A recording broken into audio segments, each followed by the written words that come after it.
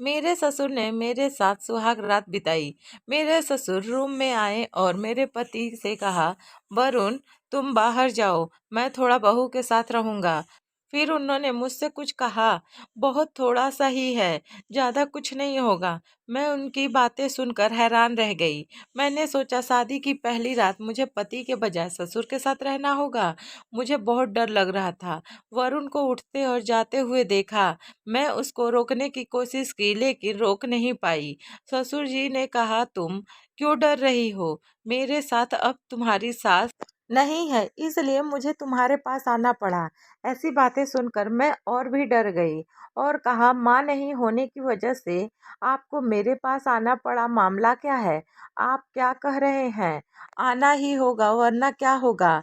मैंने कब से तुम्हारा इंतजार किया है। मुझे समझ नहीं आ रहा था कि मैं क्या करूं। मेरे ससुर जी मेरे कमरे में हैं और पति बाहर।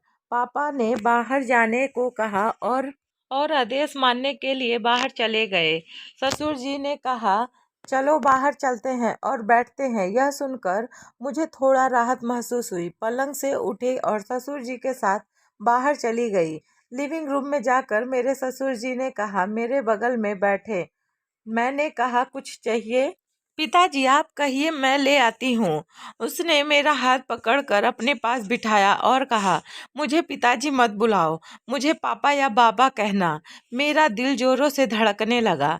यह क्या बोल रहे हैं? मैंने कहा, अपने पापा को मैं पापा बुलाती हूँ। आप मुझे जो भी कहेंगे वैसे ही आपको बुला लूंगी। उसने कहा, अगर तुम अपने पापा को पापा कहती हो तो मैं भी तुम्हारा पापा हूँ।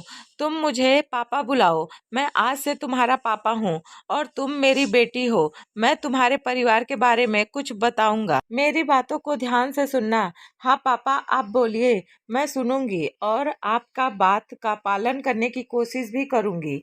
जब मैंने तुम्हारी सास से शादी की, वह बहुत छोटी थी, अपने मम्मी पापा की दुलारी थी। वह कोई काम नहीं कर पाती थी। उसको पूरे दिन किसी ना किसी की बात सुननी पड़ती थी। घर की छोटी बहू होने के कारण घर के समस्याओं को वह पूरे अकेले ही संभालती थी। कुछ भी होता तो मेरी माँ से डांटती थी। मेरी बहन भी अलग अलग बातें सुनाती थी। मेरी माँ तुम्हारी सास के बारे में बातें करती थी। पापा, आप यह सब मुझे क्यों बता रहे हैं? माँ को क्या हुआ था? मेरे शब्दों के कहने का एक ही कारण है। मैं तुम्हारी सास को अत्याचार किया करता था। मैंने उसकी नहीं सुनी। मैंने उसका समर्थन नहीं किया।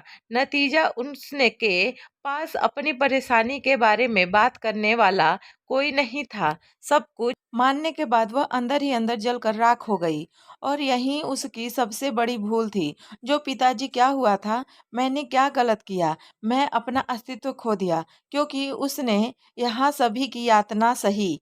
इसी बीच हमारे 2 बच्चे हुए। इस बारे में किसी को कोई फर्क नहीं पड़ा। अंत में वो सहन नहीं कर सकी और वो पागल हो गई।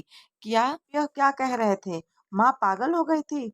तो माँ अब कहाँ है? सब कुछ रहने के बाद भी किसी ने उनका पागलपन नहीं सहा गया। मैंने उसे पागल खाने में डालने का फैसला किया। मेरे परिवार ने भी मेरा साथ दिया, इसलिए मैंने उसे पागल खाने छोड़ दिया और लड़के लड़कियों के साथ और कहीं चला गया। मुझे अपनी गलती का एहसास होने पर बड़ा दुख हुआ। मैं 2 बेटे और एक बेटी की परवरिश करता रहा। फिर वरुण ड्राइंग रूम में आया और मेरे बगल में बैठ गया और बोला, इतनी रात को बातें करने की क्या जरूरत है? जाकर सो जाइए डैडी। मेरे ससुर ने कहा, बेटा यहाँ बैठो, मुझे कुछ जरूरी बात करनी है तुमसे। तुमसे यह सब बातें पहले नहीं बताई गई। फिर उसने कहा, तुम्हारे सास ने बेटा बहू के बारे में कई सपने देखे थे और मैंने उनकी इच्छा के अनुसार सब कुछ किया। जब वह ठीक हो गई और पागल खाने से वापस आने लगी थी, तभी उन्होंने इस दुनिया को छोड़ दिया। पिताजी रो पड़े। मेरे आंखों में आंसू आ गए। जीवन भर कष्ट सहने के बाद खुशी मिलने से पहले ही माँ का देहांत हो गया। ससुर जी के ने आंखें पोंछी और कहा, बेटा तुमसे यह सब कहने का कारण यह है कि कभी भी अपने आप को कमजोर ना सोचना, अपने सासू माँ जैसे सहनशील मत बनना और अपने पति के अन्याय को सहना मत। अगर ननद आकर तुम्हारे जीवन में बाधा डाले तो तुम उसे धक्के मारकर घर से निकाल देना।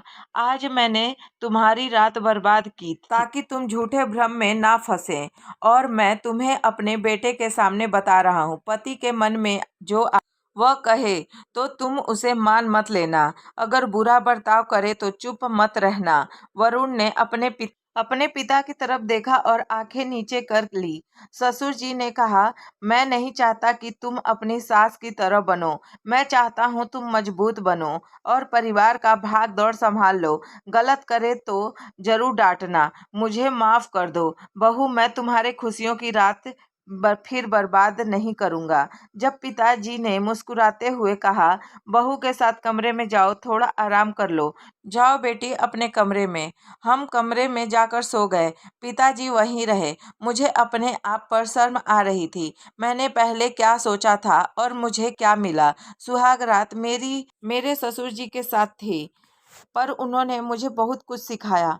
दोस्तों, आपको यह कहानी कैसी लगी प्लीज़ कमेंट करके ज़रूर बताएं। अगर अच्छी लगी तो वीडियो को लाइक और चैनल को सब्सक्राइब कर लें। Thank you.